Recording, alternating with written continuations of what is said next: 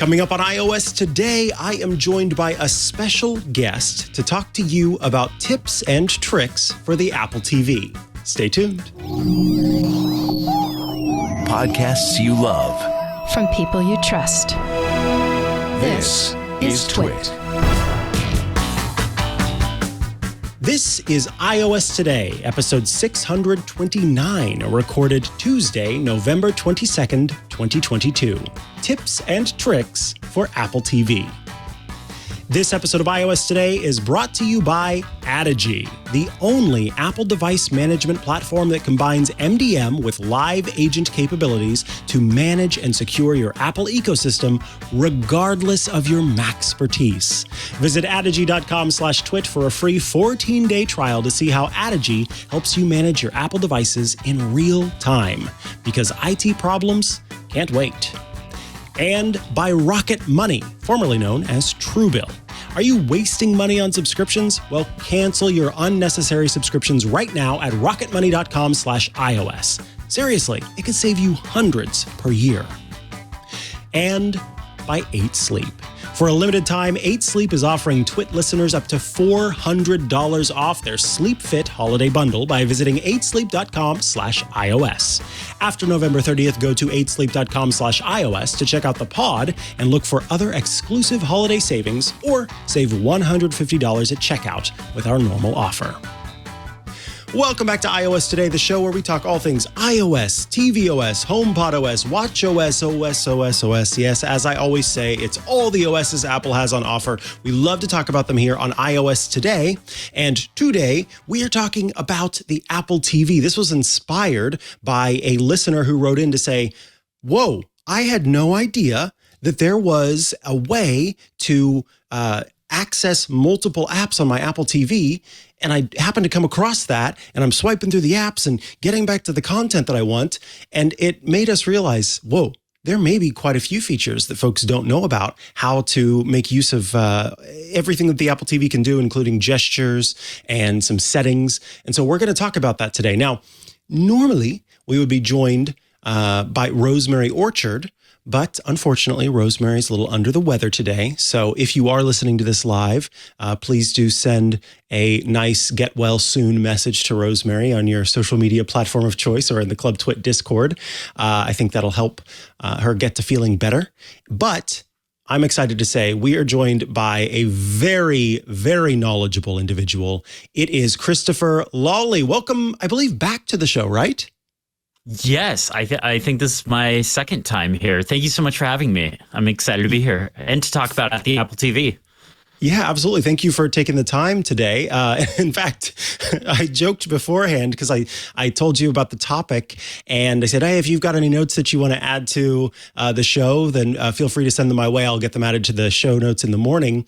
And I looked at your message, and you basically had written the show for me. So it was like, oh, we'll have to have Chris on more often.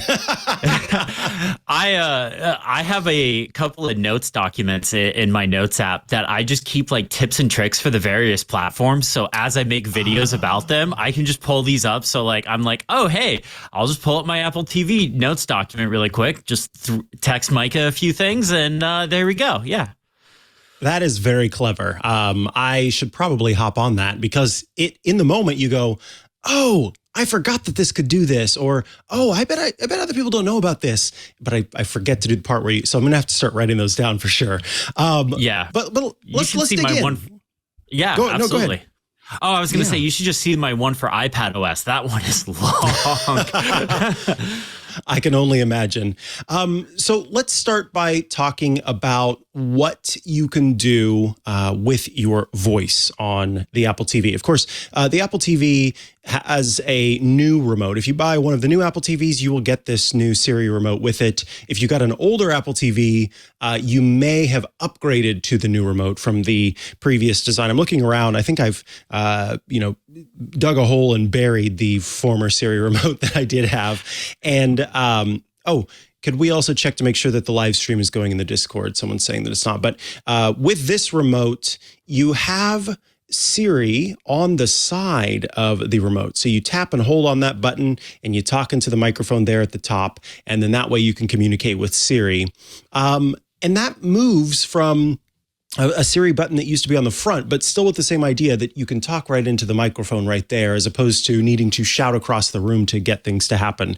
And I will occasionally, if I'm watching something, do like a little, hey, can you turn down the lights? It gets a little ASMR.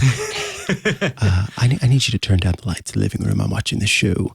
And it works. It's great. But I got to tell you, I'm not a big Siri person in general. And so using it on the Apple TV, that's almost always the extent of my use. But as you pointed out, there are quite a few other things that you can do. So do you want to tell us about your tips and tricks for using Siri on Apple TV? Yeah, so there's a couple of things you can do with Siri that I really like. So the first thing that you can do is while you're watching something, say you get distracted by your phone, or let's be honest, it's probably going to be your phone.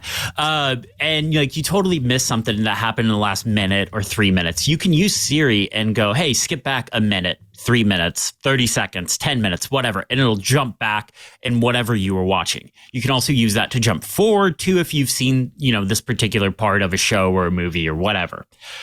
But what's really nice is you can also use Siri to restart something. So say you've watched like the first half of an episode, weeks and weeks ago, and you clicked on it and resumed, and you're just like, I don't remember what happened in this. I need to start from the beginning.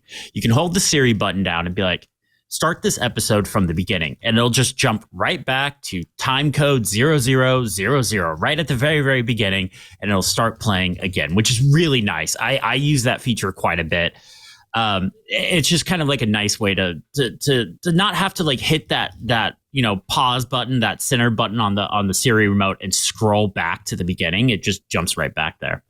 The other thing you can use Siri for is pulling up specific movies and shows. So I use this a lot. So if I like want to watch a movie, I'll just say, hold down the Siri button and be like, show me Empire Strikes Back.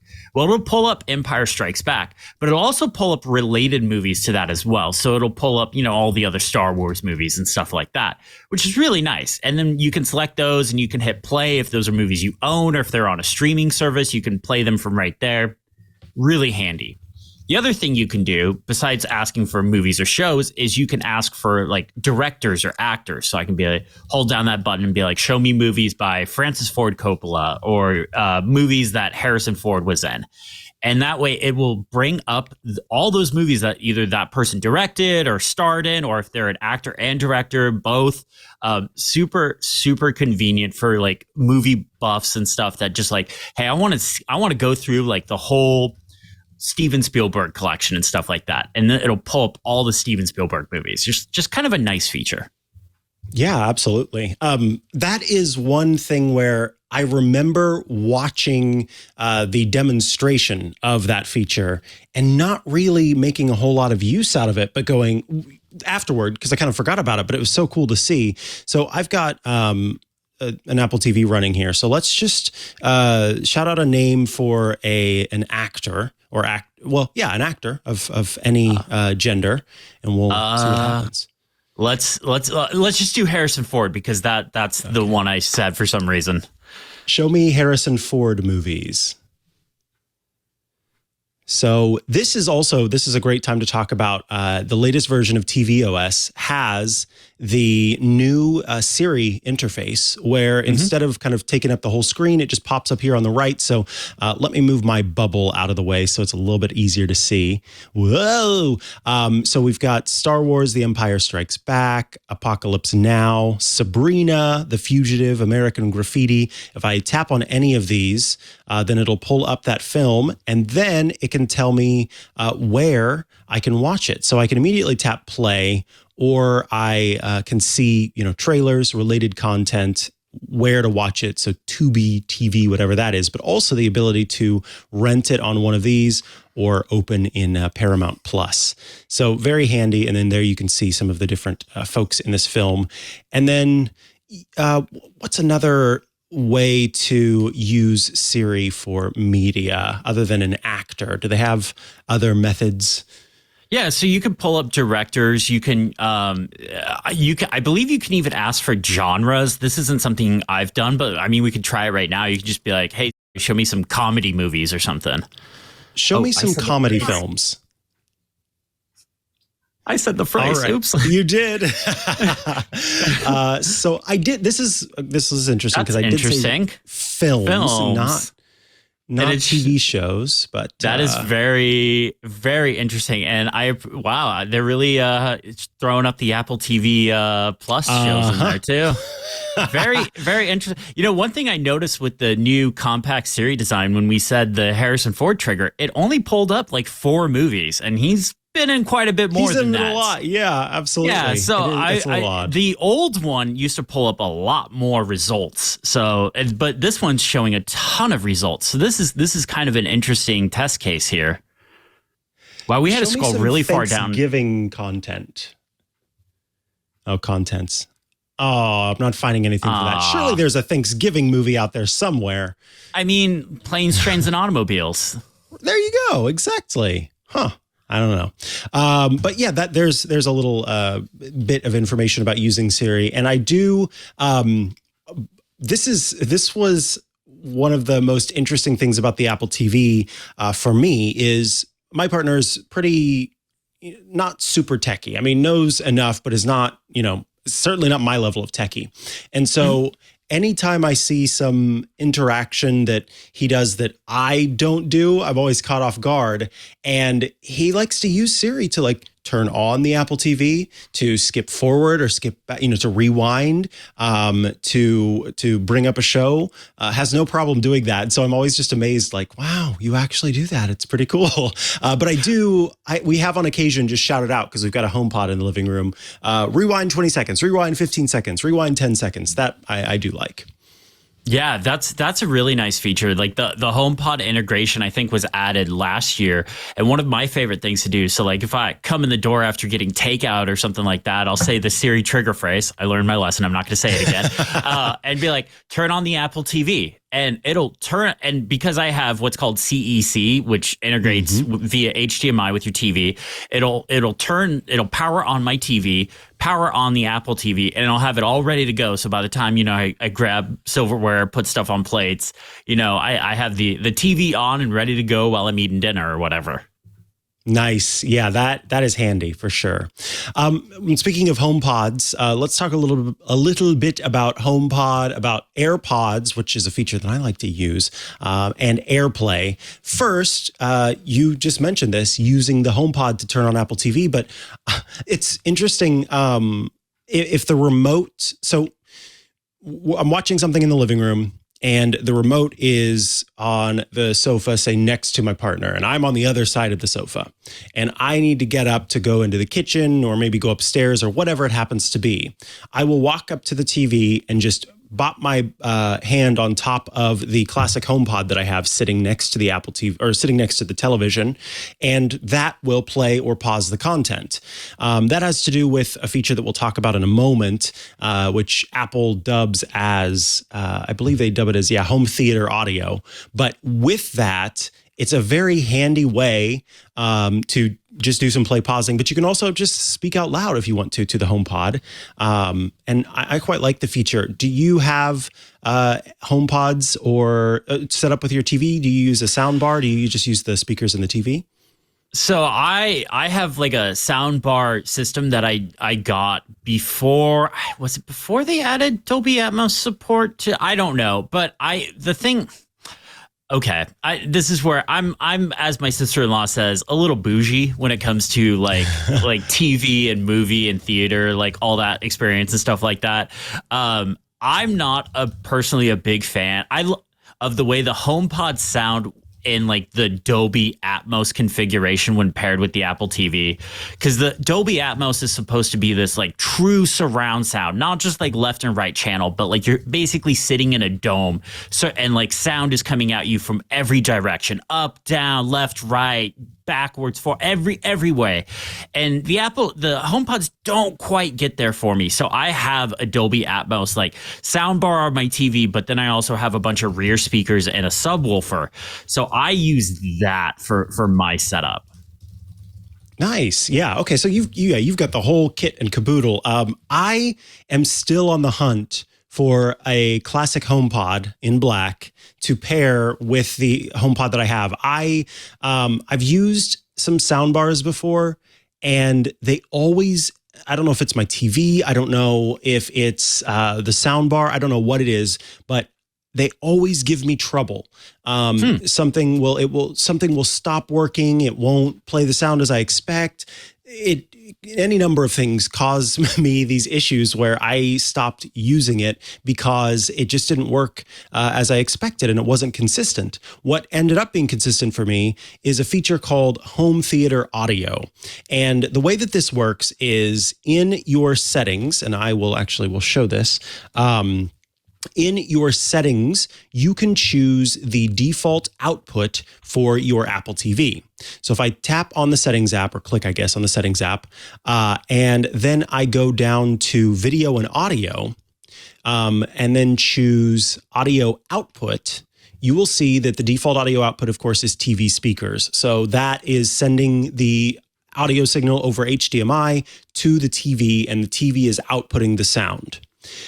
If you have a HomePod or HomePod Mini, or two HomePod Minis in the same room as an Apple TV, then you can use that that HomePod as a sound output device for your Apple TV. And Apple has done a very good job with this, where they can communicate with one another in a way that it basically delays what's showing on screen to match the delay of the audio, so that you don't have sync issues, audio sync issues. Now, here's the problem. This experience would be so much better if I had two HomePods, but I only have one. However, it is the sound that I get from the single HomePod, full-on HomePod Classic, compared to what my TV can do, it's so much better. And the consistency and the reliability is so much better than what the soundbar could do. So all of that comes together to where I am just using the one HomePod as my output for the TV, but it works so well. It's fantastic. If you have two HomePods, you can actually go as far as to create it's Dolby Atmos, which uses the ability to send audio basically up against the ceiling and bounce down, so that it's more of a 3D sound stage, which is why I wish that I had a second HomePod to go with it. But even with just the one, the audio sounds great, and it works every time. It is fantastic. And because almost all, actually, I would say pretty much, I don't think there's, all of the media consumption that we do on the TV, and by that I mean passive media, so not gaming, but passive media, happens through the Apple TV. So it's no problem that the HomePod is being used as the audio output. My partner is a bit of a gamer, and so does have a PlayStation, whatever the newest one is, PS5, I guess. PS5. And so with that, he just uses the speakers in the TV, but he's not super picky about that anyway, so it doesn't matter for him. He also has headphones a lot of the time. So with that, we're not using it. However, Apple has been for some time working on a feature where, and I have yet to try this because I'm skeptical of it, and I don't want my feelings hurt. It's so funny. Same. So you already know what I'm talking about. I know exactly what you're talking about, and I'm like, there's no way this is going to work properly. Right? Yeah. How could this possibly work? Basically, what Apple has worked on is your Apple TV and your HomePod or HomePods, when they're paired together. Of course, that then makes that HomePod the output for your audio. So the theory is that you could use that almost as if it is a sound bar with what's called ARC, audio return channel. Most modern TVs are going to have an ARC or an eARC HDMI port on the TV.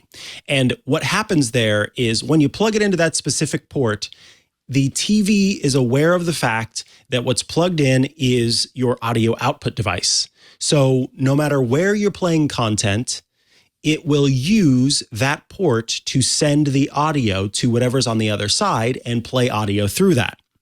So Apple has a feature where you can basically turn on HDMI eARC with the HomePod that is paired wirelessly to the Apple TV, so that in this case, then that PlayStation 5, when it's running, would have sound outputting through that HomePod.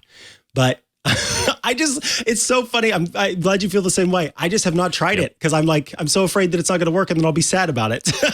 So like I haven't tried because like I mentioned, I have I have a sound system I bought specifically for like, because I do play a lot of games like your partner. I play a lot of games so I like wanted a good sound system, and this was I bought this stuff way before Apple even announced this feature was coming. But so I wanted a good sound system for not just my Apple TV, but for playing video games. Now, I happen to have, you can't see right behind my microphone, right here and over there, I do have 2 black HomePods. So I'm sorry, Mike. I feel bad. Like when you said that, I'm like, does he see what's over my shoulder? Am I teasing him right now? I have them in my office here because I absolutely love these for playing music. Like HomePods are my absolute favorite, like, because I have 2 in here. I have 2 minis in my kitchen. And then I have 2 minis in my bedroom as well. So between that and the Apple TV, I will start playing music throughout my whole house as I'm cleaning, as I'm filming stuff. And I have like a nice little handy shortcut that just plays music everywhere. It's nice. It's so good. And I absolutely love that. But I'm just like, when it comes time to sit down and watch TV or play games, that's usually when I'm trying to unplug and like relax from like dealing with tech stuff and dealing with like issues. And the HomePods haven't exactly been known for being the most reliable Apple product, especially the original ones. Yeah. And that's true, especially in the early days where there were a lot of issues. In fact, if you go far enough back in my sort of podcasting timeline, I know certainly on the iMore show, at the very least, if not other shows, I talked about how I wanted to be able to use the HomePod as my sound system, but it was garbage. That has improved so much since then to where it truly is a consistent experience and it does work every time. And I have not, the only time that I've ever had an issue with it is when I was installing betas on things and then there were some sync issues. But if I keep it on pure TV OS and HomePod OS, I have no problems with the syncing. It works out of the box and it's just so nice. Yeah. Let's take a quick break before we come back with even more Apple TV tips and tricks. We've got a lot to talk about, but I do want to tell you about Adigy, who are bringing you this episode of iOS Today. Adigy helps you do more than just manage your Apple devices. It's perfect for this show. All of you out there who may have a fleet of Apple devices that you need to manage, that is where Adigy can come into play. Adigy is the only fully cloud-based, multi-tenant Apple MDM platform designed for scalability. Adigy gives you the features, the functionality, the flexibility you need to customize and manage your Apple devices how you want, so you can ensure your Apple infrastructure is optimized to best support your environment and help your team be as productive as possible every day. Adigy helps simplify Apple IT management. How do they do that? Well, they create a solution that's so flexible and customizable that any IT team can use it to easily maintain and secure the Apple devices in their managed networks. Adigy helps you ensure every Apple device, those are Macs, iPhones, iPads, and more, are secure, are supported, and are ready to scale. So what makes Adigy different from other mobile device management platforms out there? Well, first, you get zero-touch deployment so that new members can be onboarded securely in under 5 minutes, unheard of. You can get secure authentication with trusted providers, so that way you're eliminating those security gaps. You've got tested, authenticated features your users can rely on. Real-time device monitoring with automated remediation. You can manage devices in real time and resolve issues automatically before you get to the point where there's downtime. Also, custom compliance features. Love this. You can enjoy peace of mind knowing your Apple infrastructure is always compliant and up to date. Self-service capabilities as well. Free your IT team from endless reset requests with 24/7 user access to resources and applications. Patch management that will prevent delays, fix bugs early, and minimize downtimes by rolling out new updates and patches as soon as they're available. And easy to customize and scale. That's going to get you your needs met and the ability to adapt to any environment with fast, free, catered migration. An MDM tool that works as hard as you do at the speed of now. So You out there can get started today with Adigy's award-winning support. When you partner with Adigy, you get white glove support from a team of experts who truly live, eat, and breathe Apple. They care about your success as much as you do. And folks, Adigy is not a cookie-cutter MDM solution. They're kind of obsessed, of course in a good way, with helping you secure and scale your Apple environment. So if all of that sounds good, well, let's get to work. Guarantee your Apple success with Adigy. Visit adigy.com/twit for a fast, free, and easy 14-day trial. Being proactive doesn't have to be a pain in the asterisk. Start your trial and learn why more than 4,000 companies use Adigy to remotely track, configure, manage, and secure their Apple fleet. That's adigy.com, adigy.com/twit. Thank you, Adigy, for sponsoring this week's episode of iOS Today. All right, folks, we are back from the break, and that means it's time to talk more about tips and tricks for Apple TV. Joining us is Christopher Lawley, who has lots of great information about iPad, iPhone, Apple Watch, etc. And today I've tasked him with helping me talk to you about Apple TV. Let's dig into HomeKit briefly for a moment, because of course we know that Apple TV makes for a HomeKit home hub. For the listeners out there who might not know, can you tell us, what is a home hub? So I love this feature. So basically what this is this device that stays in your home all the time, technically powered on. Technically, like, you could put the Apple TV to sleep. It doesn't actually like turn off completely. And it stays connected to your internet. So that means when you're out, you could turn on lights. You can turn off lights. You can look at your security cameras if you have those. And it acts as essentially the hub for all of that stuff. So you can connect to that hub and see, like, hey, are my lights on? Can I see my camera? Can I turn the fans on? If you have those automated blinds that I really, really want, you can open and close those remotely. You don't have to be home. If you have door locks, so say somebody's coming over, like you're on vacation, you have somebody coming over to check on your dog or something, you can unlock the door for them automatically. You don't have to leave a key under the mat anymore.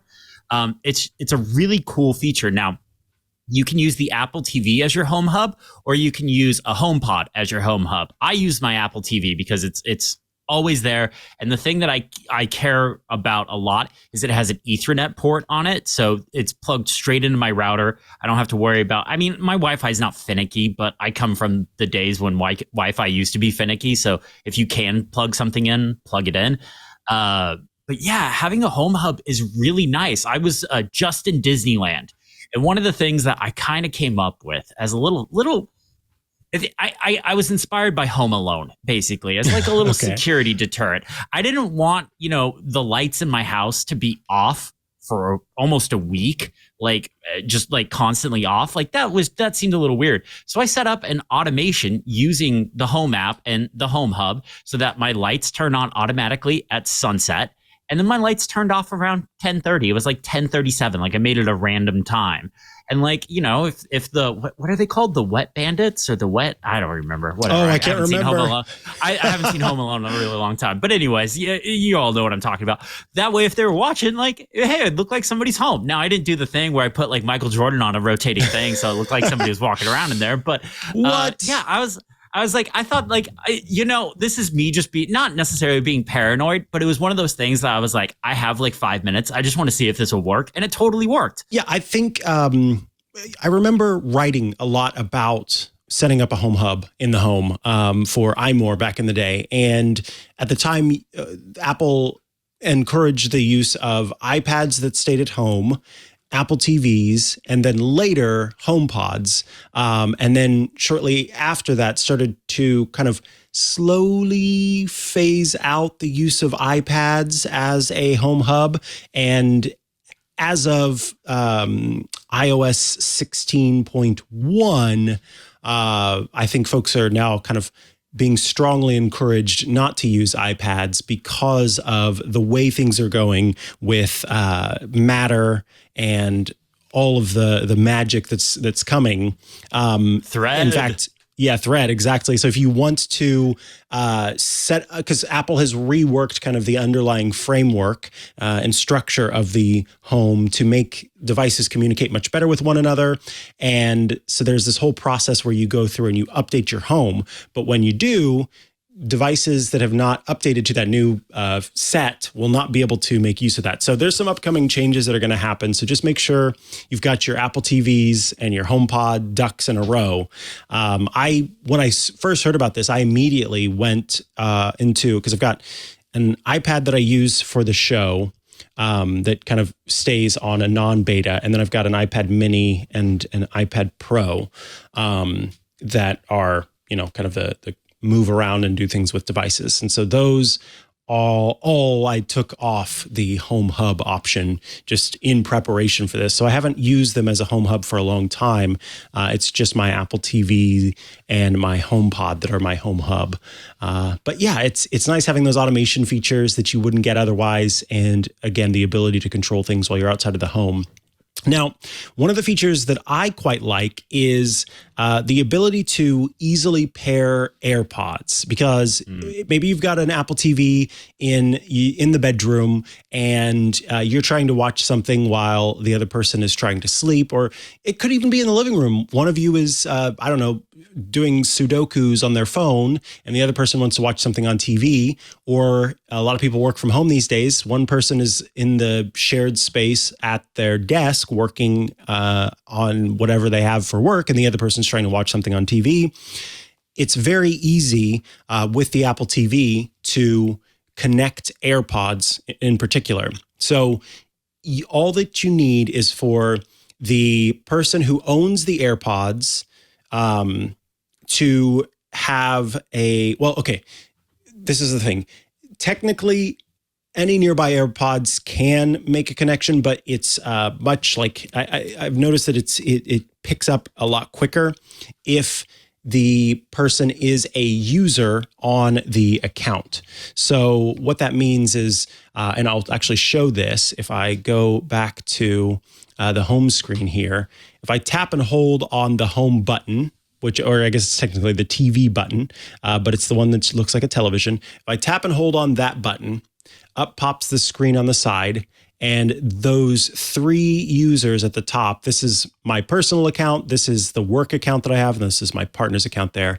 Those are the users on this Apple TV. And if you have them signed in, then if I were to put in AirPods right now, the Apple TV would pop up a little notification in the top right corner of the screen, and it would say tap and it would show the TV icon, or the home button as I call it. Tap that button to connect the AirPods. So all I have to do is just press it. Pro tip, do not press and hold. That's what I was doing the first time that I saw that notification. Just tap it or click it, and then it will connect your AirPods and you can use them while you're watching stuff. And if those apps, those streaming services support spatial audio, then you'll get a nice spatialized sound too, if that's your thing. So I really like that feature. Oh, look, there's, and on top, there's a notification. I was going to say, hey. use TV as speakers.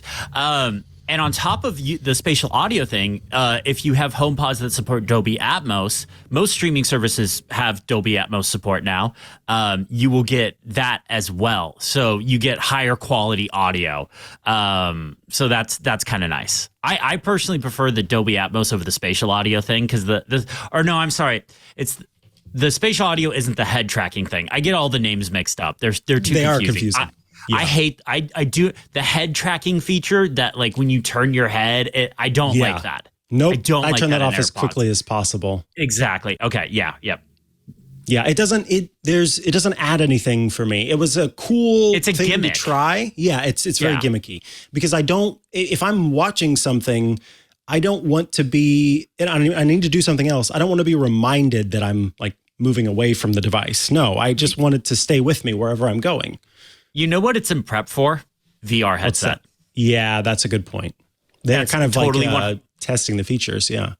Yeah, it's 100% in prep for a VR headset. Absolutely.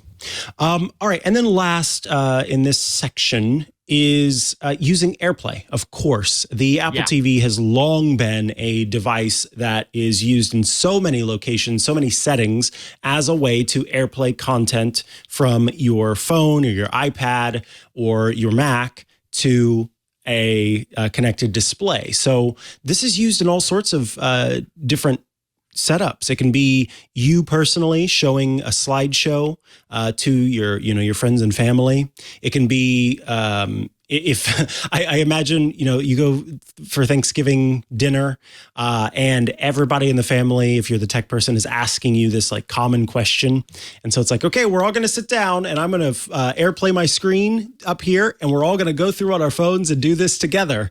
And then everybody could go, oh, this is how I'm supposed to fix this or how I'm supposed to set this up.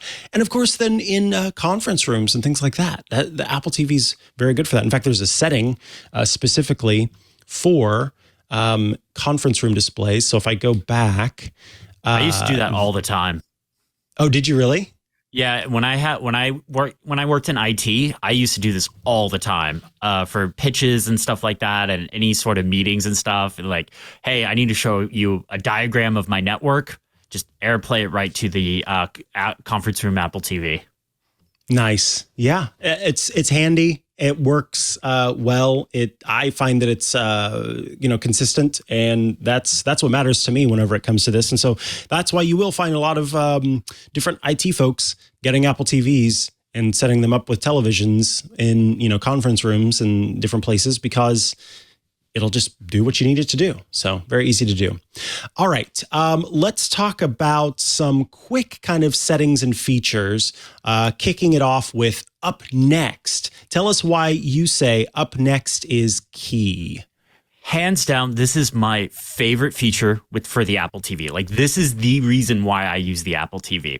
So in the Apple TV app, and the names get confusing, I'm sorry, but in the main page, there is a queue of shows, basically, that if you have watched across different streaming services, Hulu, HBO, Apple TV Plus, Paramount Plus, whatever. Basically all of them but Netflix. And I'm still mad at Netflix that they refuse to support this feature. Because what it does is like, hey, I just watched this show. Now it's showing me the next episode in this show. I can resume that. Or, hey, I just bought this movie, so I can watch that. Or, hey, I just saw this movie in the TV app and I added it to the Up Next queue, so it'll be in my queue, so I could just jump right into it. Or if you buy like a season of a show, or if you're watching a show that, airs weekly, every time a new episode comes out on a streaming service, it'll be added right there in the Up Next queue there. Hands down, my favorite feature.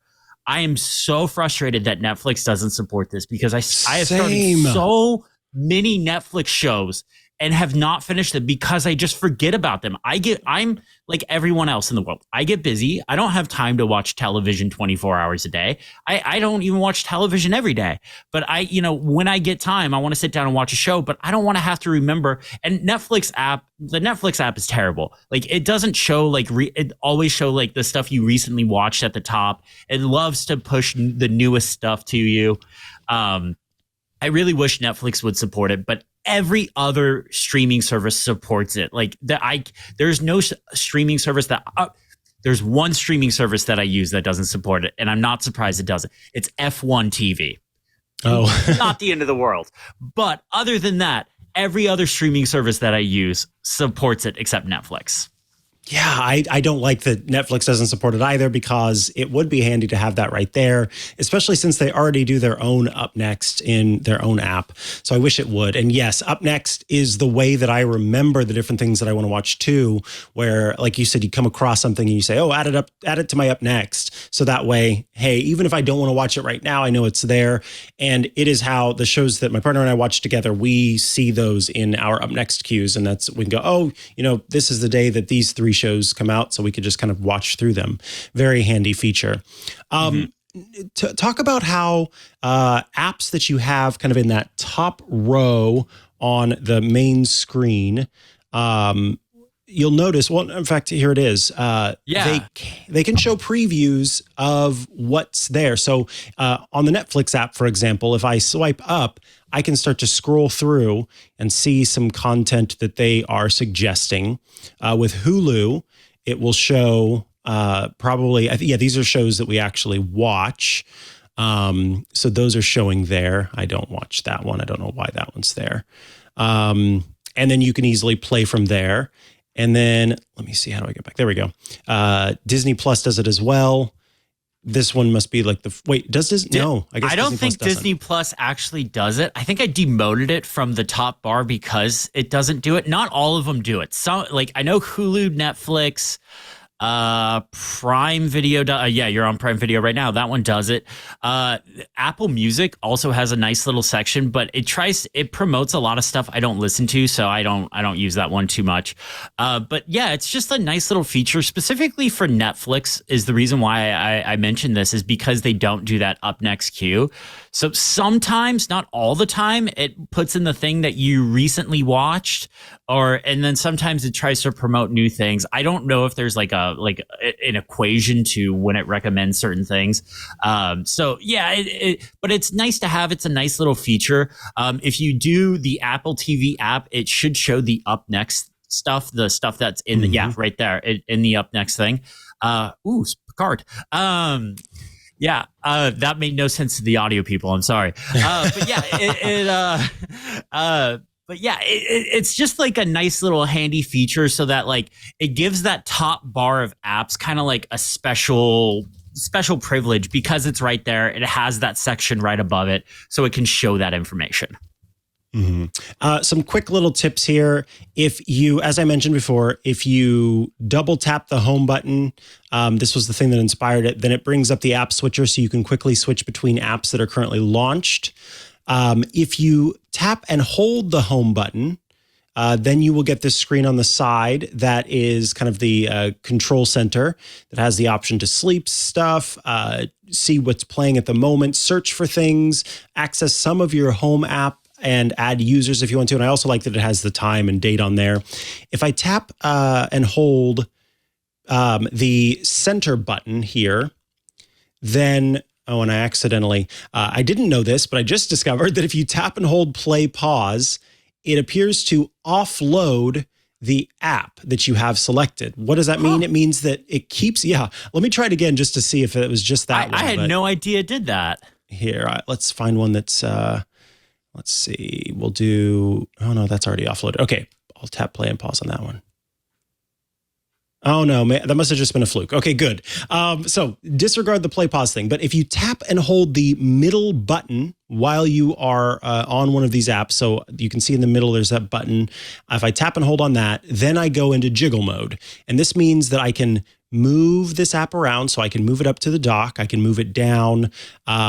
And while I'm in jiggle mode, if I tap the play pause button, that is how you can create folders to store multiple apps. You can delete an app that's on the phone, on the Apple TV, or you can, of course, cancel out of it. So if you were wondering, how do I get rid of these apps that I'm not using anymore? That's how. Tap and hold that middle button to go into jiggle mode, tap play pause, and then you will be able to make adjustments from there.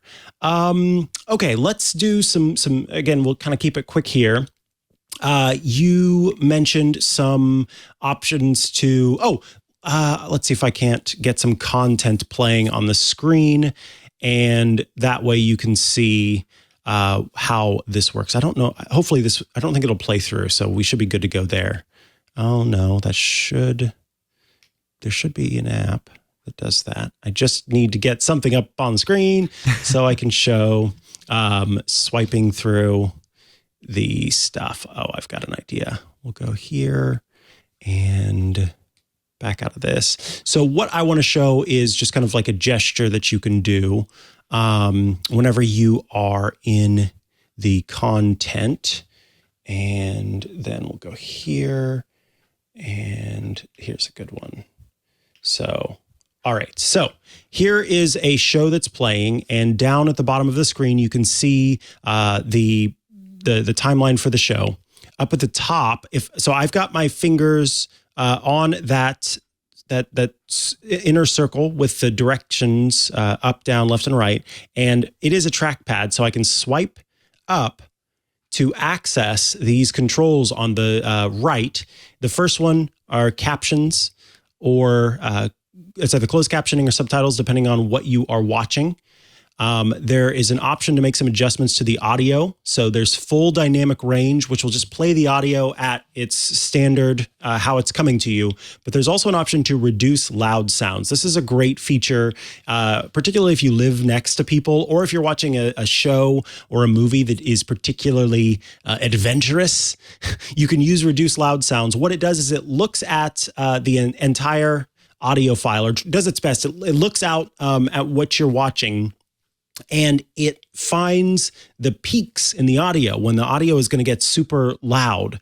And then it just kind of cuts those off so that everything is a little bit more normalized. There's nothing that's going to just suddenly blast your television speakers away. So it's just a nice normalization that instead of kind of making everything louder, it instead makes the loud softer. And then you go ahead.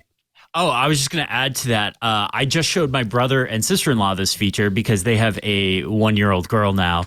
So when she's taking naps or going to sleep, they can still watch TV and it doesn't wake up the kid. So that's a really nice feature to use. Yeah. And then the last one is it's basically picture in picture. So here, I've got to make it play again. And so that way you can do other things on the TV while picture in picture is going. And this is...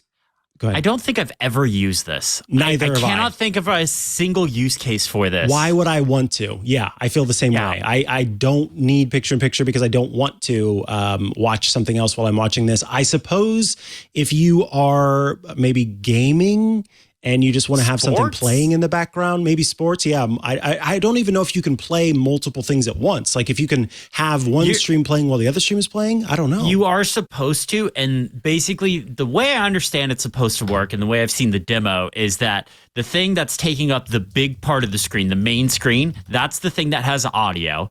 And then the thing that's in picture, you can just kind of like watch off to the side. So say you're watching a movie, you can have a baseball game off to the side. I'm not a sports person. The only sport I follow is Formula One.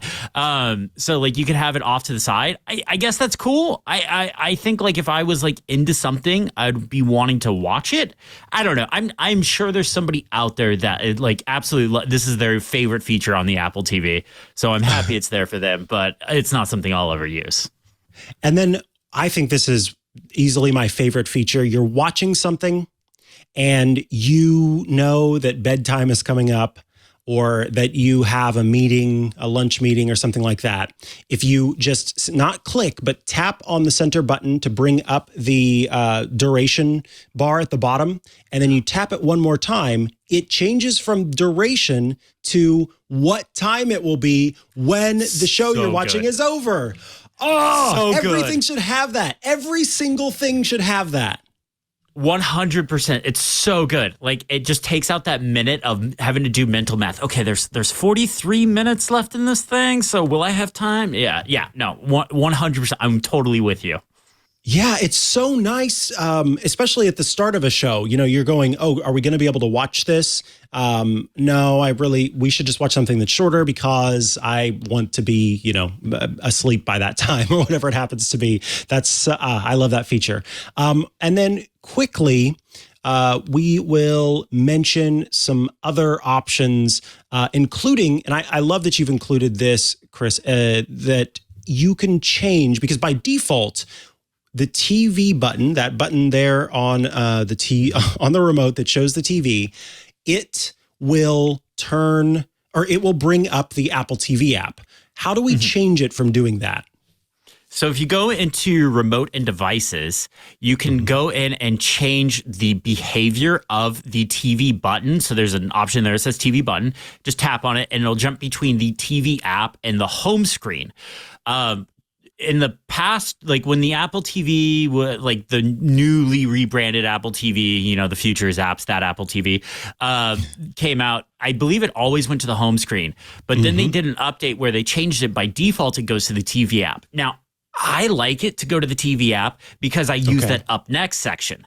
I think I'm a weirdo. I think most people would prefer to go to the home screen, but I want that up next section to be the thing I can just jump to the quickest, because that's where I watch a lot of stuff from it. I add movies to it. I add shows, any new episodes of shows, like it all gets there. We've covered that.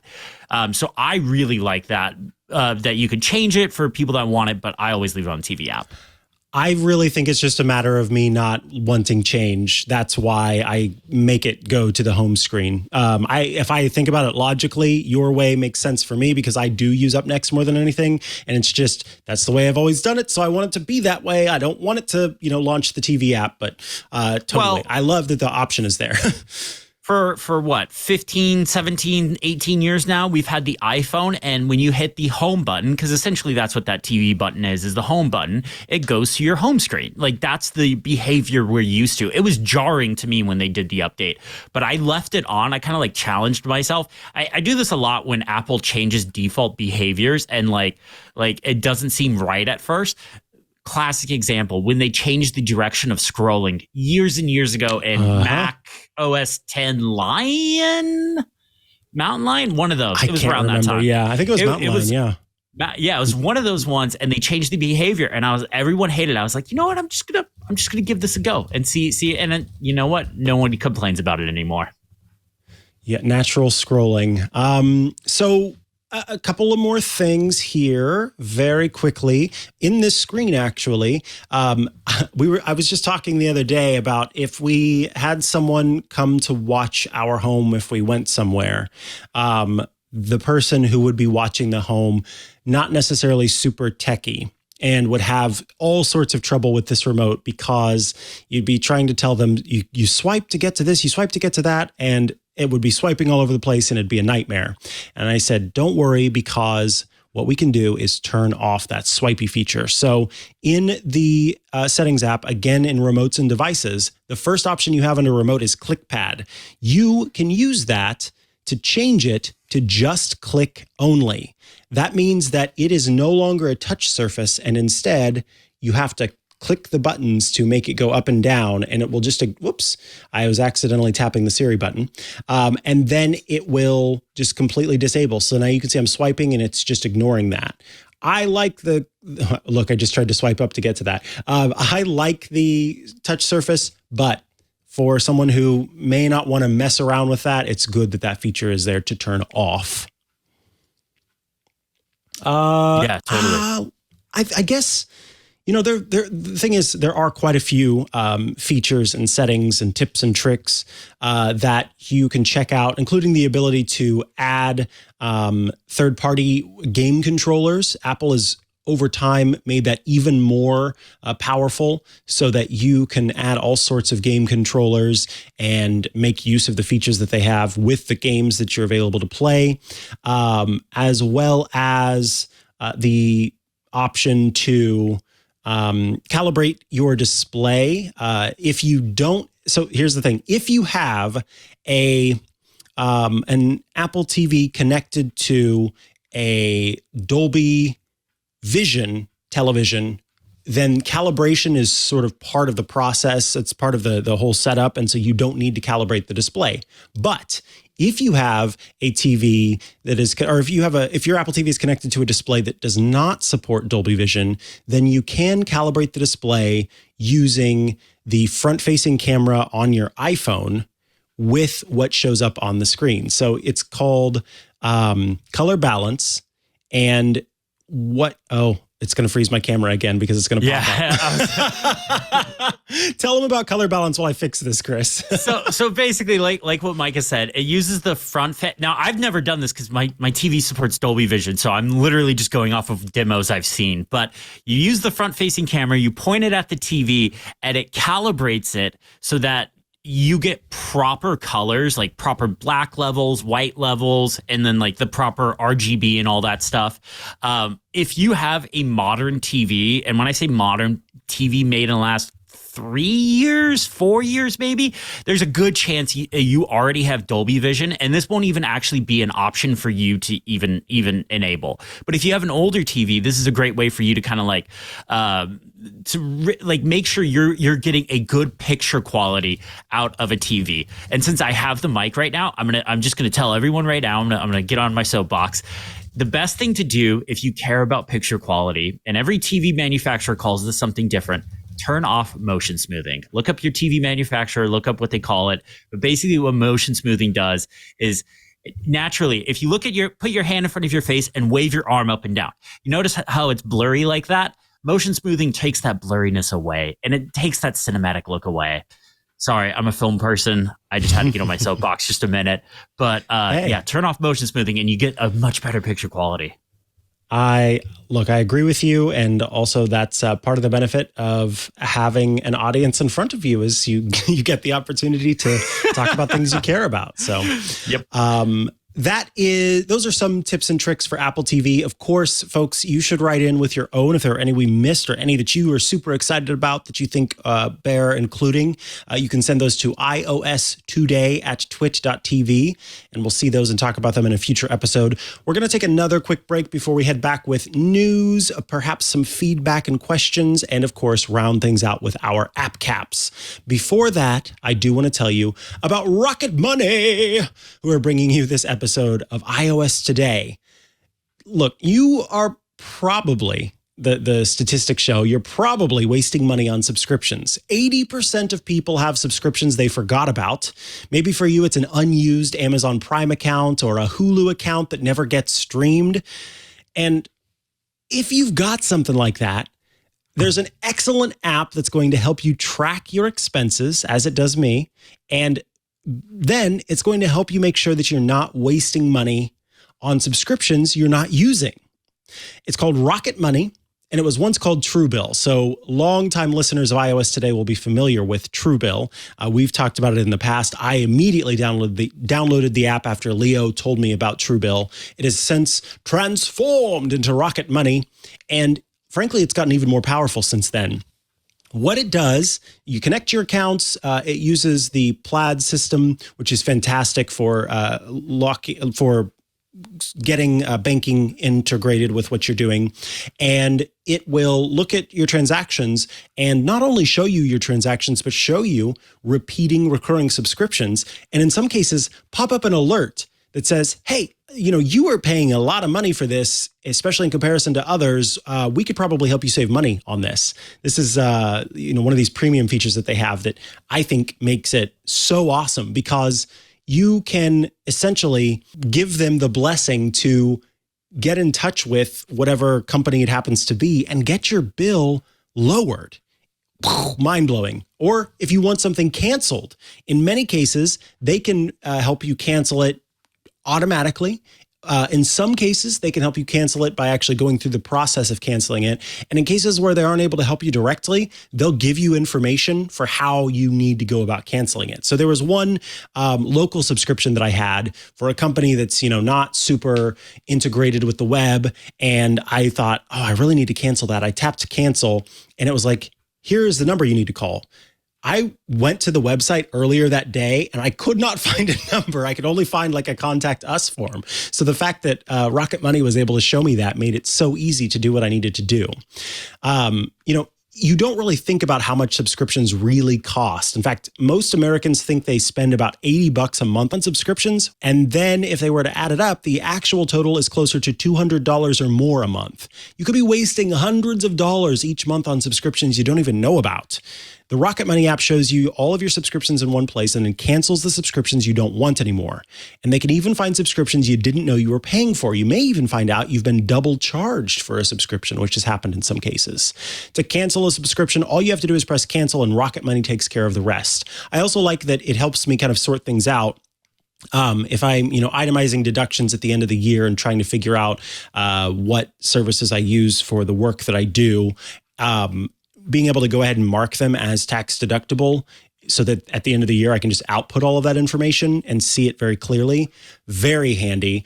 I also like that it's so smart that it doesn't just do, this is a monthly subscription.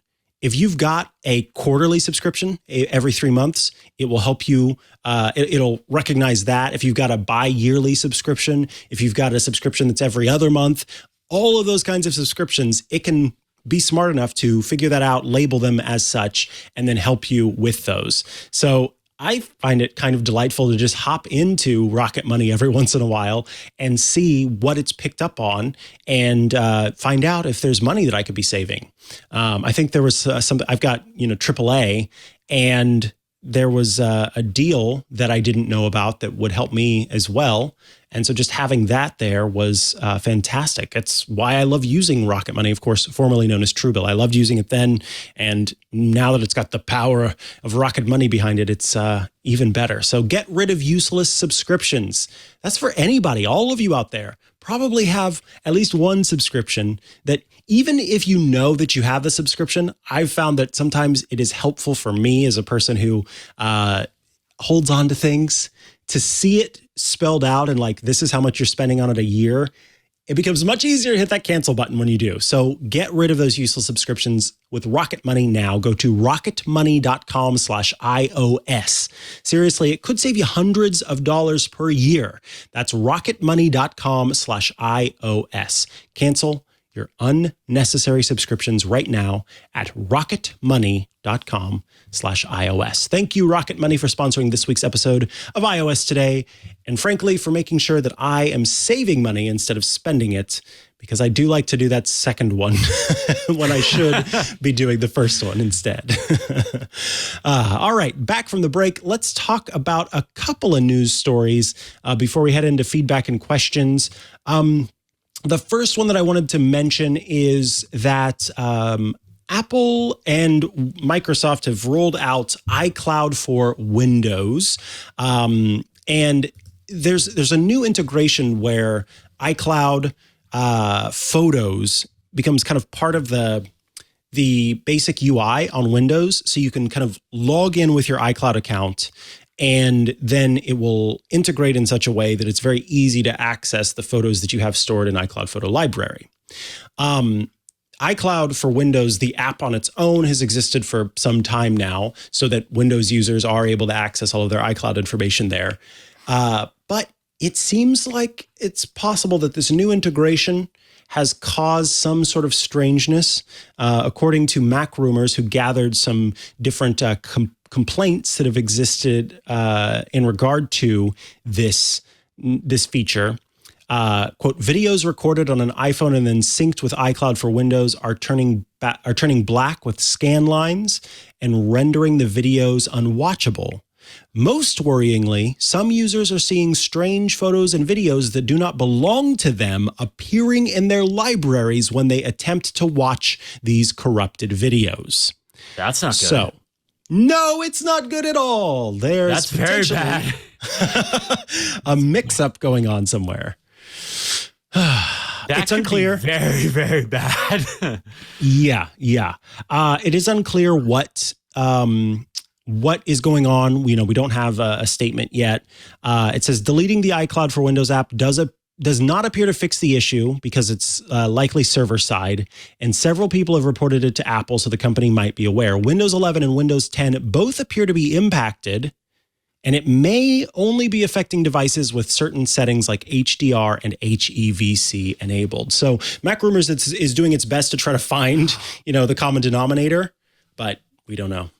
I bet you I know what the issue. Well, okay, I'm not an Apple engineer. I don't know, but I worked in IT long enough to know that Windows does not play well with HEVC. Like, it does not. I had so many people. So my last IT job was for an insurance company. I would get so many brokers emailing me videos and stuff, be like, hey, why can't these people see this? And it was because it was shot on an iPhone, sent to a Windows computer. So I'd have to convert it for them. And so it was a whole mess. I wonder if that's part of the issue. I'm not an Apple engineer. I'm not that smart, but I just thought bubble. Yeah, no, that's a good thought. I mean, it's as good a thought as any. Again, nobody really knows right now. So hopefully Apple is looking into it and will, have more. Because there are a lot of people who have an iPhone who use a Windows machine, particularly those who may not have a computer of their own. They're using a work computer or something like that. And so with that comes, and Windows machines in many cases are more cost effective, or at least more affordable. Not necessarily cost effective, but more affordable. So because they give you headaches. That's cost effective. Sorry, I had to get my Windows jab in there. Microsoft and I are on a break. We're not speaking right now. Yeah, so conscious uncoupling. After my IT career, I was like, it's not you, it's me, but we need to take a break. And then the other one I'll mention real quick is an interesting story from an analyst who says that iPhone 14 Plus demand is pretty low. So for folks who might need a refresher, there's the iPhone 14, which is the sort of standard sized iPhone. And then there's the iPhone 14 Plus, which is the larger sized iPhone. And then there's the iPhone 14 Pro, which is the standard size iPhone 14 Pro, and the iPhone 14 Pro Max, which is the large size of the iPhone 14 Pro.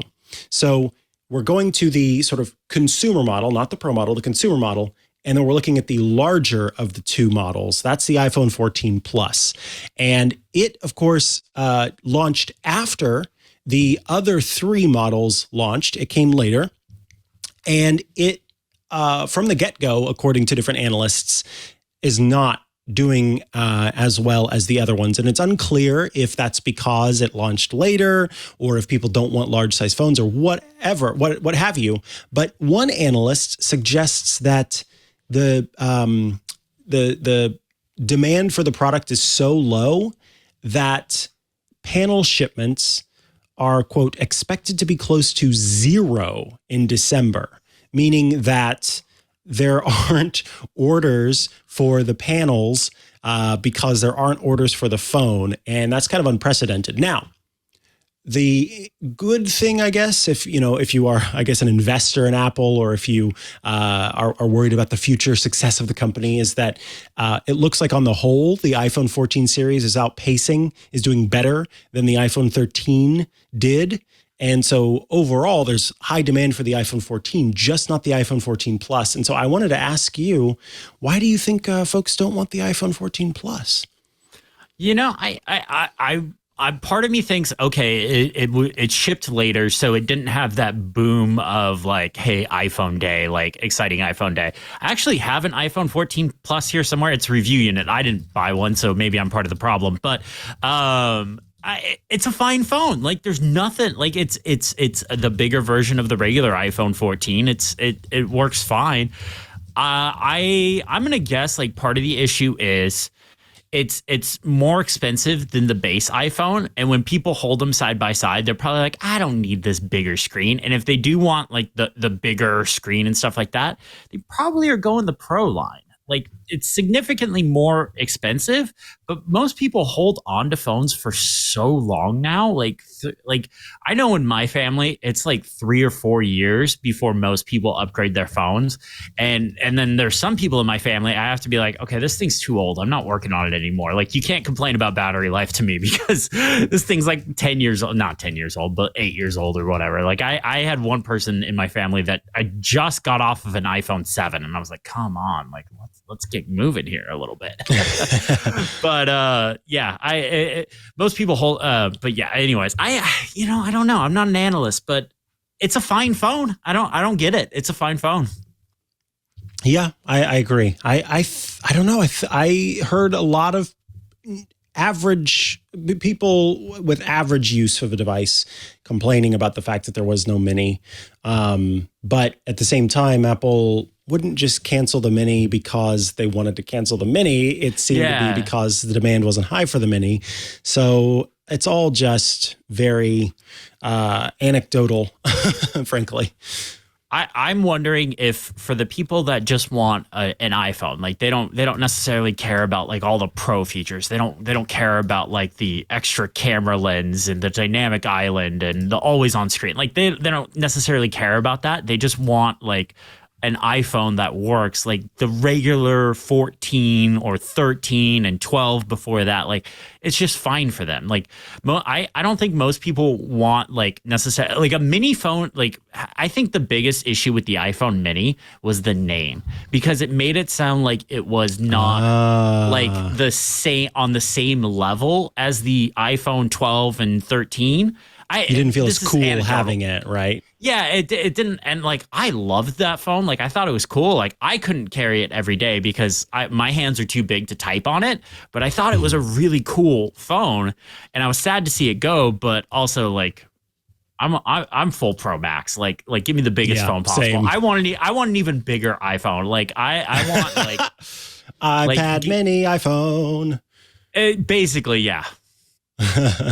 All right, let us move on to feedback and questions. We'll take another quick break, and then we will roll into the app caps. We got a question from Bill, who writes in, I have an M1 iPad Pro now on 16.1.1, and ever since updating to iPadOS 16.1, video apps are acting up. After a certain time of inactivity, if I make or receive a FaceTime call, I cannot see the other party's video.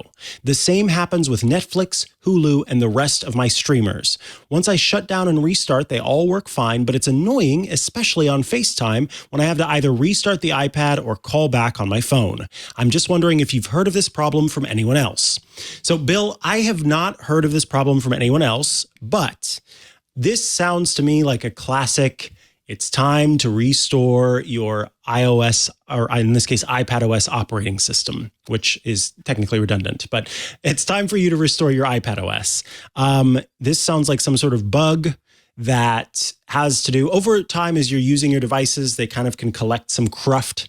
And so it's possible that when assuming that you bought this M1 iPad Pro and you transferred from an earlier iPad that you had this data over to the new one, some gunk might have gotten stuck in there and came along with it.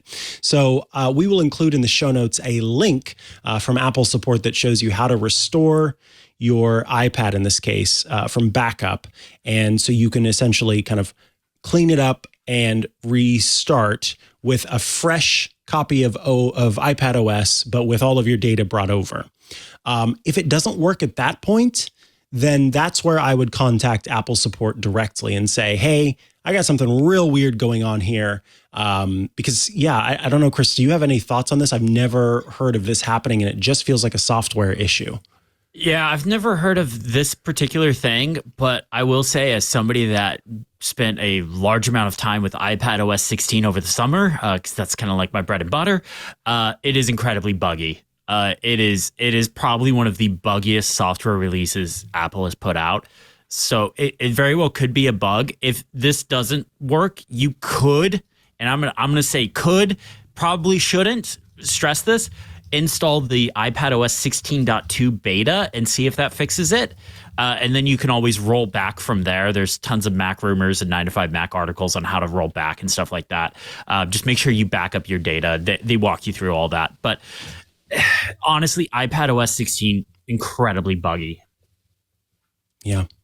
Ben writes, I was wondering how to best clean the back of my Apple Watch. I love this question. I used to be at iMore, the clean guru, where I would write about how to clean your different devices, including watch bands and AirPods. But as far as the Apple Watch itself, I want to mention first that Apple also has a great guide on Apple support that talks about how to clean your devices according to its special suggestions. And Apple updated its guide at one point to include, you'll notice if you're watching, there is a gray box at the top of the screen, and that is talking about using disinfectant on the Apple Watch. This is what I'm going to suggest to you. Cleaning the back of the Apple Watch is a very good idea because it is the part that collects a lot of oil from your skin and, of course, dead skin cells and all that yummy stuff. And so it is a good idea to clean it semi-regularly so that A, it's clean, which is good. B, you don't get some sort of reaction with your skin, kind of an allergic reaction that would take place, which causes irritation, and C, so that the sensors on the back work at their best possible capability. If you get, you can find them at any drugstore, probably at many grocery stores, or of course online. They're called alcohol prep pads, and they're 70% isopropyl rubbing alcohol. You can take one of those. They're, I don't know. I'm trying to think of it. Like, they're about this big. For folks who are listening, it's like 2 inches or so. And 2-inch long rectangle, I guess 1 by 2 inch, we'll say. And you just rub the back of the Apple Watch. Do it in such a way that you're kind of like swiping the dirt to the edge and then cleaning off all of that gunk. If you don't have that, you can use a microfiber cloth with some spray on or dab on isopropyl rubbing alcohol. But in any case, 70% isopropyl rubbing alcohol is going to be your best bet because it will help to disinfect at the same time that it is also cleaning it off. And then you're right as rain. You're good to go. That will make sure that the back of it is nice and clean. Apple says you can use something like Clorox cleaning wipes, which you can. The one thing about that is I've noticed that as Clorox cleaning wipes dry, they do leave kind of a light residue. And so I don't like to use those if I can help it. Or if you do use that, then finish it off with some isopropyl rubbing alcohol to just clean away the cleaner that might be left behind. After that, let it dry completely before you put it back on your skin. While isopropyl rubbing alcohol is great for cleaning things, it is an agent that will dry out your skin, so you could form some irritation there if you put it on your skin too soon. And that should take care of it. I would say, look to see if you've got any particularly troublesome areas and feel free to go over those again, or you might spray on some rubbing alcohol and leave it there for a while or dab it on. And then don't be afraid to use a cotton swab in the areas that may be a little bit more difficult to get into. I like to put the cleaning cloth down onto the back of the Apple Watch and then use my fingernail on top of the cloth to kind of press down into the crevices and roll the cloth around to really get everything nice and cleaned out. But yeah, between those tips that I've just said and the ones on Apple's site, that should get you to where you need to go. And then we need to quickly move on. So Michael has written in, I'm a longtime watcher of iOS Today, and I try to catch the show live every time the show airs. Hi, Michael, if you're out there listening. I have a question if you can help. The Apple TV app and this is perfect for this episode, the Apple TV app on my MacBook doesn't always show the up next of all my shows. Currently, it only shows things that are on my available library, like paid TV shows or movies that I have on my ad list. Shows that are on Hulu, on Peacock, on Disney Plus, etc. do not show up on my Mac app, but they are on my Apple TV 4K app. Is there a reason that they are not synced? I am signed in with the same Apple ID login on both devices.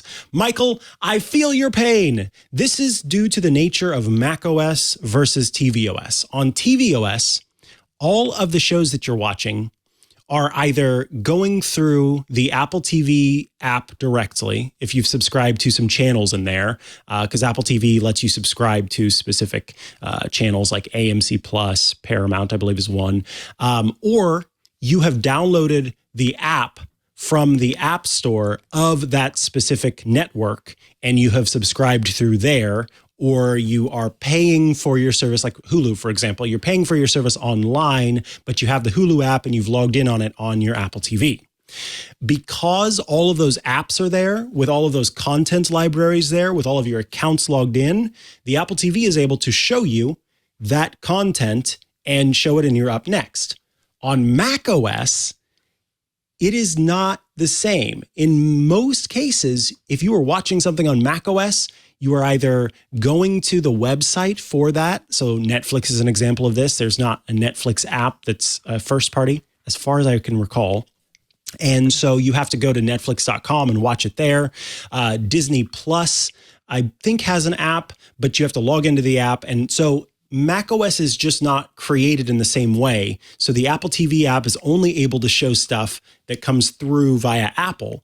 And the reason why there might be confusion, like, hey, how come that's showing up even though it's not from Apple directly, but other things aren't, is because of Apple TV channels, which is Apple's way of giving you access to certain programming by giving you the ability to subscribe within Apple TV as opposed to getting the app directly and subscribing to it there. So that leads to some confusion that I see folks have where they're like, some seems to be showing up on macOS, but some is not. Why is that? I'm right there with you. There have been a few times where I've been sitting at my Mac and I've got the studio display, which has the fancy speaker system that can do sort of spatial audio. And I'm like, you know what? I feel like watching this, and it's a Prime Now show, and I can't watch it through Apple TV on my Mac because I have to go to the Prime Now site to watch it through there. So Michael, that's why it's not working, which I understand it can be rather frustrating. Okay, we are going to take one last quick break before we come back with our app caps. So feel free, Chris, to get ready for your app cap while I tell the fine listeners out there about 8 Sleep. We're bringing you this episode of iOS Today.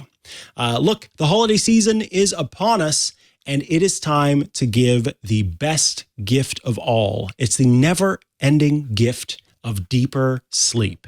I'm just thinking about how amazing it would be to gift someone an 8 Sleep device, because it will truly change their lives. And I wish that everybody in my life was a sleep nerd, because then they would they'd unbox it and just, have this mind-blowing moment of, oh, wow, holy moly, this is actually incredible. It would be awesome. Anyway, consistent good sleep. This is why I'm such a big sleep nerd. Consistent good sleep can help reduce the likelihood of serious health issues. It can decrease the risk of heart disease. It can lower blood pressure. It can even reduce the risk of Alzheimer's. That is because deep sleep takes you into those restorative sleep stages where your body is actually actively repairing itself and starting you fresh for a new day. 8 Sleep can help you do that. I used to sleep so stinking warm that I would wake up in the middle of the night and need to get up out of bed because I was sweaty and cool down. And in some cases, unfortunately, have to towel off. Awful. And I don't have to do that anymore. And it's because of 8 Sleep, because of the thermoregulation that 8 Sleep provides. I get to fall asleep in record time. Sometimes I'll look back in the app and go, whoa, it only took me 10, 15 minutes to fall asleep. That's ridiculous. I'm doing this faster than I ever have before. And it's all thanks to the 8 Sleep pod I have on my mattress. The 8 Sleep pod is a tech layer. It fits on your mattress like a fitted sheet. I think better than a fitted sheet, because, fitted sheets can sometimes come off. This does not come off. It stays right where it is. The pod dynamically cools and heats each side of the bed to maintain the optimal sleeping temperature for what your body needs. For what your body needs. Yes, it is paying attention to how your body is responding to the temperature throughout the entire night and making subtle adjustments as it goes along to make sure that you stay asleep. Incredible. With the pod, you can start sleeping as cool as 55 degrees Fahrenheit or as hot as 110 degrees Fahrenheit. My AC was out earlier this year, and having my 8 Sleep made all the difference, because I knew that even though the room was going to be hot, I was at least going to be sleeping cool underneath or on top of my 8 Sleep pod. And the result is that clinical data shows that 8 Sleep users experience up to 34% more deep sleep. So with more deep sleep, that means that you can be confident that your mind, your body, they're moving through those restorative sleep stages that I was just talking about, the ones that are vital for physical recovery, for hormone regulation, and for mental clarity, so that I can wake up and do a show early in the morning. It's not a holiday miracle, although I think it would be a holiday miracle for anyone when they open this up and go, oh, jingle all the way, my life is saved. If better sleep is on your wish list, look no further than the new Pod 3. Or if someone in your life is talking about how they struggle with sleep, check out the new Pod 3. For a limited time, check this out. 8 Sleep is offering listeners of Twit up to $400 off their Sleep Fit holiday bundle. This includes my personal favorite, the pod cover. You can go to 8sleep.com/iOS to get the exclusive holiday savings. 8 Sleep currently ships within the USA, Canada, the UK, select countries in the EU, and Australia. That's 8sleep.com/iOS. Now, if you're listening after November 30th, use the same URL, 8sleep.com/iOS, to check out the pod cover and look for other exclusive holiday savings, or you can save $150 at checkout with the normal offer. 8 Sleep, thank you for making all the difference in my sleep. I love you so much. And folks, thank you for checking out 8 Sleep, 8sleep.com/iOS. Go there now. Change your life for the better with 8 Sleep. Bye-bye. I kind of want one of those. Good. You should use this offer. There you go. You should really hop on it. I'm like, I sleep terrible, but that's because I get warm. So I'm telling you, you sold me one. I used to do a podcast on sleep science and dream interpretation. The dream interpretation was like the comedy bit of the show, but the sleep science, of course, was based in reality. And it is people, you hear, sleep is important. Sleep is important. People who say that still do not realize just how important sleep is. And when you think about the sort of evolutionary aspect of human beings and how much of our time we spent as like hunter-gatherers, so much more than this life that we live in now where we like live in a comfortable house and don't necessarily have to even go get our groceries. During that period of time, like we slept cold because it would get cold at night. And so our bodies are like just baked to get our best sleep whenever it's cold and then rise with the sun and all this other stuff. And so this helps bring your body to what it actually needs. Oh. And I think that's amazing. Yeah. So there's a whole bunch of science that backs this up. It's not just like, oh, I get hot at night. And so, and it's actual, like sleeping cold is also healthier too. It stimulates the production of what's called brown fat, which is a special type of fat that is an energy source that will help you to like more, what is the word? I can't think of it. Efficiently use the calories that you get during the day. Huh. It's mind blowing. Yeah. There's a lot to it. Okay. I'm gonna check that out, but yeah. Yeah. We gotta get back to the show. I'm sorry. Yeah, exactly. Yeah, no, you're good. But you sold me on that. Like I already have the tab open and everything. So we'll deal with that later. Awesome. Though. Yeah. Let's get into our app caps.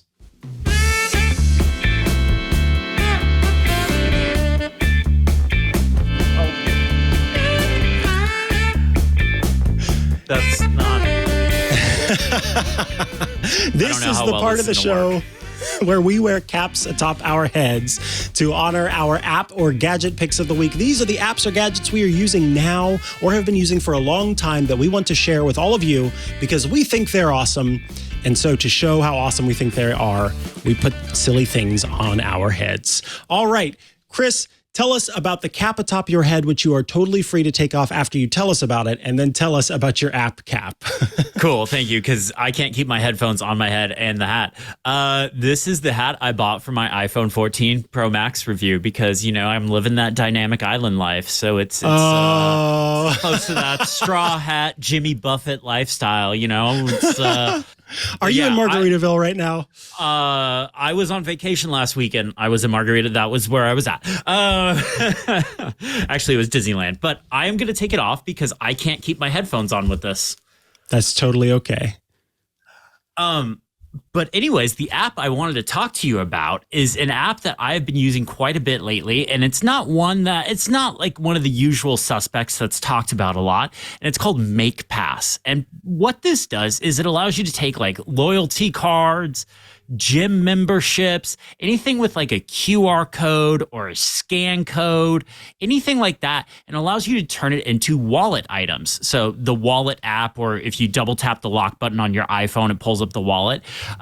I didn't think this through, and my iPhone is what I'm using for my camera, so I don't have my iPhone to demo it for you. That's okay. For the video people. I'm sorry, but if you go, I'm sure there'll be a link in the show notes. You can check it out. There'll be screenshots. You'll get the gist of it. But basically, you can make nice looking wallet pass items for stuff like gym memberships. And that's what I do. So the gym I belong to is still stuck in the 1990s. They give you a piece of paper that's laminated with a code on it, basically, that they scan every time you walk in. I'm like, what is this? And they technically have an app, but it doesn't work at all. So I was looking for a solution for this because I didn't want to carry a gym membership in my wallet. Like, it just didn't make sense. So I found MakePass.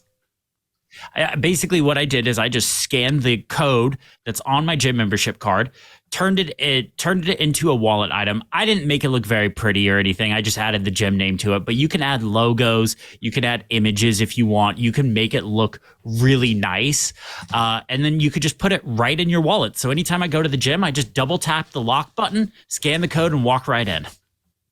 I used this before Apple or before California had the COVID pass thing ready. I made my vaccine passport using MakePass. So I'll scan this barcode that I have here and we'll see. So should I do embed as strip image or convert to supported format? Supported format, I believe, is the one you want to go. See, this is where it kind of falls down because barcodes and stuff, they get a little weird. So it may take a little bit of trial and error. That one might be a little difficult because it's more of like a purchase barcode. No, that should still work. That shouldn't be an issue. But, man, I wish I wouldn't have used my phone as my camera today. That's all right. But so I'm doing some fun stuff here. So the QR code's there, and I've given it a name. Now, at any time, I can preview. And so if I pop this up, there you can see, I guess I should change the color to white instead of black. So that way you can see it on that dark purple. There you go. My gym membership. And down there at the bottom is the QR code that was equivalent to the barcode that was there before. You can add a header image to like fancy it up. You can add an icon if you want to. That's kind of neat. And lots of information. I just remembered when I did my gym membership thing, I kept the original because I wanted to make sure it was basically the same thing that they were scanning on the card that they gave me. Like the barcodes were the same. So if you're setting this up, try keeping original first if you have like some like legacy kind of barcode thing. Got it. Okay, that's good to know. But yeah, it's a really cool app. It saves me for having to carry around extra stuff in my wallet. I don't want to carry it. And like the most annoying thing about this gym membership, y'all, is they didn't cut it right. So it's bigger than what a normal card size is. So it doesn't even really fit in a wallet. And everyone that goes to the gym has the same issue. Like I've literally pitched this app to so many people in the gym just because I'm like, okay, look, guys, like you don't need this. Like, there we go. So I chose to, embedded as a strip image, and that made it actually pop up that way so that the barcode is the same. That's really neat. So I had never used it like this. I've always had like a QR code or something to use it with. So I've never used it with a barcode. So I wasn't sure about which method works the best. So it seems like embed as strip image is better. But if at any time I tap add, it will then add it to my wallet. And so double tapping that side button will bring that up on my phone, and I can access it from other apps that use this. And I also like that it fully integrates with the wallet app. So you can set up things like an expiration date, a relevant date. So if it is let's say it's a ticket for an event, and instead of printing it out, you want to make it a pass, you can set up that date so that it will automatically kind of suggest itself around that time. And then a location as well. So whenever you walk into that bubble of that GPS location, then it will pop this up. So you can basically make a pass that is equivalent to any of the passes that other services make by default. Yeah, very cool. It's really nice. It's kind of a niche thing. I don't, it's not something that everyone's going to use, but like if you have like a grocery store loyalty card, or you're still rocking that Blockbuster card, like you could put it in here. I love that. This rocking the Blockbuster card. That's a good one. It's a really cool app. It's available on macOS and on iOS, so you can get it in either place, which is nice to.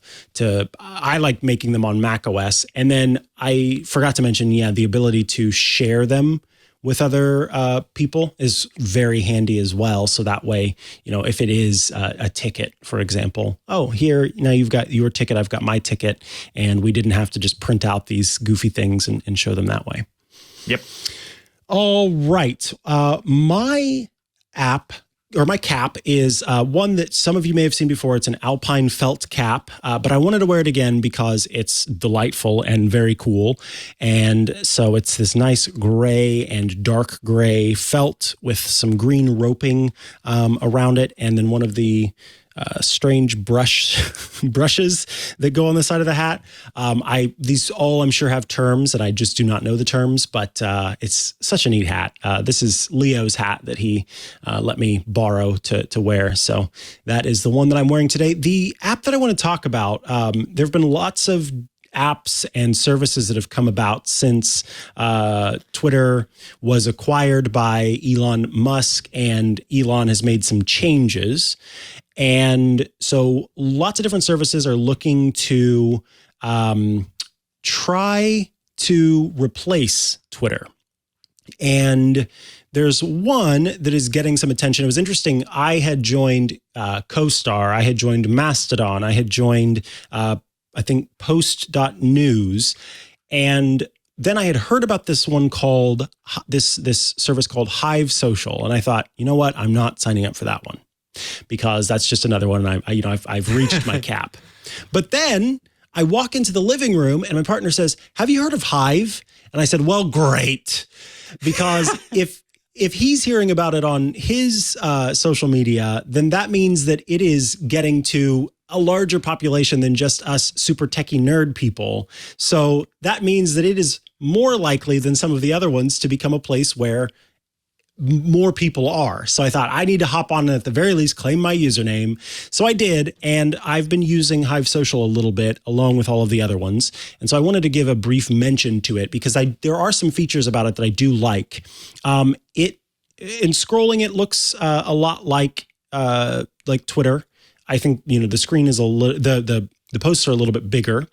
And I'm not following too many people at the moment, but what I want to talk about are some of the features that are built into it by default.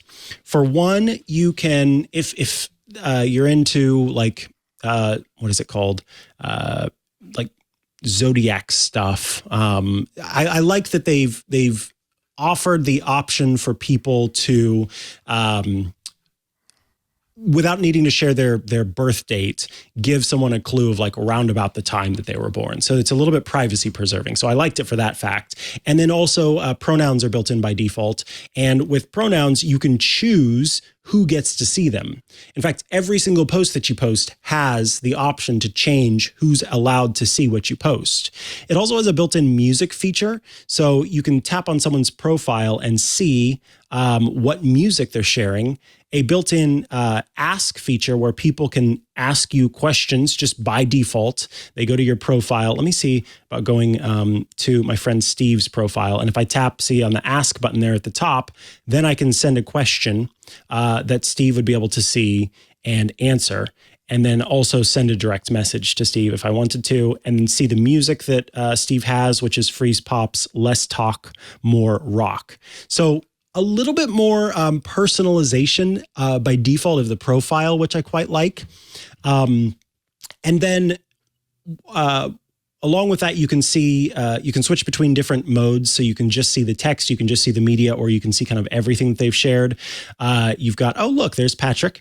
You've got your notifications and the Discover tab, which just shows a bunch of different content. But let me tap plus to create a message that I would post, and I would type this here, and down at the bottom you've got the option to add a photo, add a GIF, an animated GIF of course, or add a poll.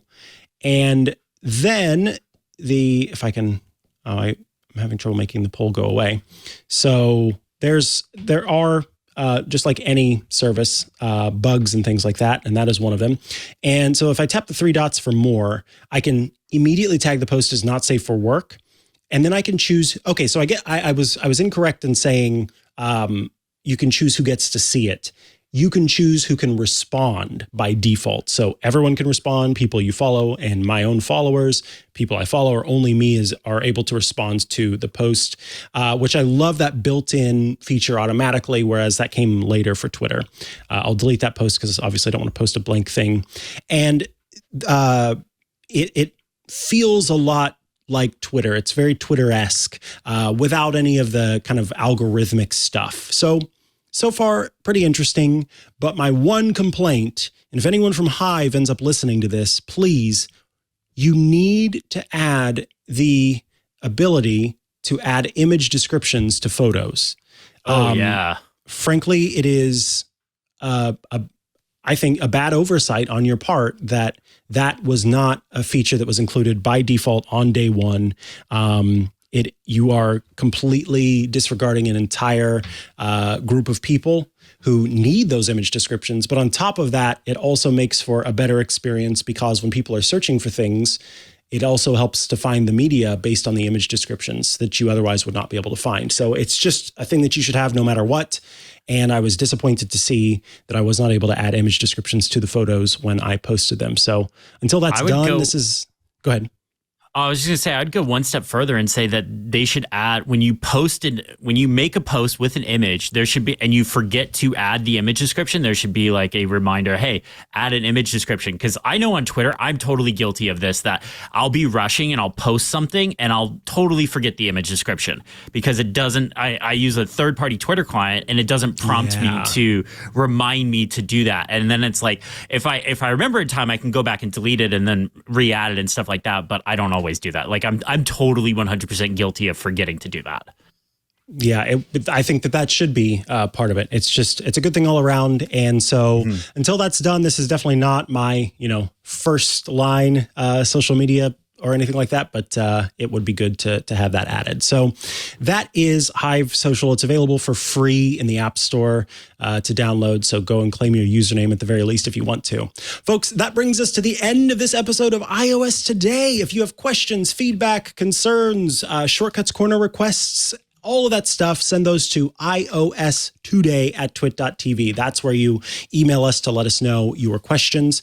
We record this show live every Tuesday at 12 p.m. Eastern, 9 a.m. Pacific. And that is sometime in UTC. You'll have to do the math there. Oh, great. Did my camera freeze again? Oh, no, I'm back. No, you're good. Okay, phew. So yes, you can watch the show live by going to twit.tv/live, but we think the best way to get the show is by going to twit.tv/iOS, because when you go there, then you can subscribe to the show or follow the show, depending on the platform you're using, in audio and video formats. Yes, we are on Apple Podcasts, Google Podcasts, Spotify, YouTube. Frankly, we try to be in all the places so that you can get the show no matter where you are. If you would like to get all of our shows, including this very show right here, ad-free and support the network, join Club Twit. It's at twit.tv/clubtwit. Starting at $7 a month or $84 a year, you can join the club and get every single Twit show with no ads. You also get access to the members-only Twit Plus bonus feed that has extra content you won't find anywhere else, behind the scenes, before the show, after the show. Lots of good stuff gets posted in there. And the ability to access the members-only Discord server. That is a fun place to go to chat with your fellow Club Twit members. If you're going, what is a Discord server? If you've ever used Microsoft Teams or Slack, it's a lot like that. There are all these different channels that you can join and lots of people chatting back and forth. Rosemary Orchard, when she's feeling well, is often in the Club Twit Discord responding to different messages that we get in the iOS Today channel. So it's a great place.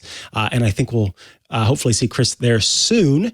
So again, twit.tv/clubtwit, $7, starting at $7 a month, $84 a year. And it doesn't stop there. Yeah, there's more. You get access to the Untitled Linux Show, which is a show, as you might imagine, all about Linux. You get access to Hands on Windows, which is Paul Thurrott's show about Windows, tips and tricks, and it's a short format show, so you can learn a lot of stuff in a short period of time. And you get access to my show, Hands on Mac, which is all about, you guessed it, Apple devices, not just the Mac, iPhone, iPad, all that stuff. Short format show again with all sorts of tips and tricks for you. So please join the club because we've got lots of great stuff there for you. And frankly, it is how we continue to do what we do. You are directly supporting us and we appreciate you so much for doing so. Christopher Lawley, first, thank you so much for joining us today. Tell us where folks should go if they want to follow your work online and check out the stuff you're doing. Yeah, thank you so much for having me. If you want to check out my stuff, you can go to theuntitled.com. HomeKit.site. Links to all my stuff is there. Primarily, I do YouTube stuff. I talk about the iPad, the iPhone, productivity, automation, shortcuts, all that kind of fun stuff. So you can check all that stuff out there. It's just Christopher Lawley on YouTube. Thank you for having me.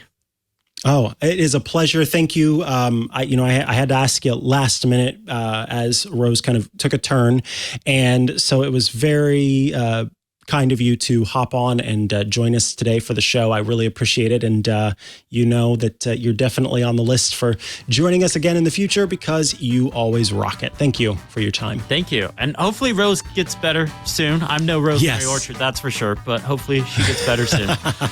We should hopefully see her back next week, but until then, it is time to say goodbye to all of you out there. I hope that you learned some tips and tricks for your Apple TV. We will see you again next week. Goodbye. Hey, I'm Rod Pyle, editor-in-chief of Ad Astra Magazine, and each week I join with my co-host to bring you This Week in Space, the latest and greatest news from the final frontier. We talk to NASA chiefs, space scientists, engineers, educators, and artists, and sometimes we just shoot the breeze over what's hot and what's not in space, books, and TV. And we do it all for you, our fellow true believers. So whether you're an armchair adventurer or waiting for your turn to grab a slot in Elon's Mars rocket, join us on This Week in Space and be part of the greatest adventure of all time.